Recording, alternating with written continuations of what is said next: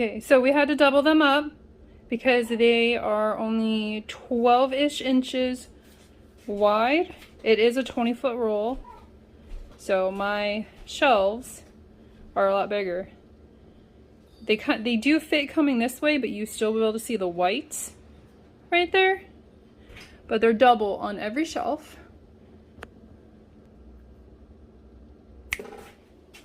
Okay, so now everything is down. The ends do bubble up. You probably could tape those down, but we're gonna see how this works.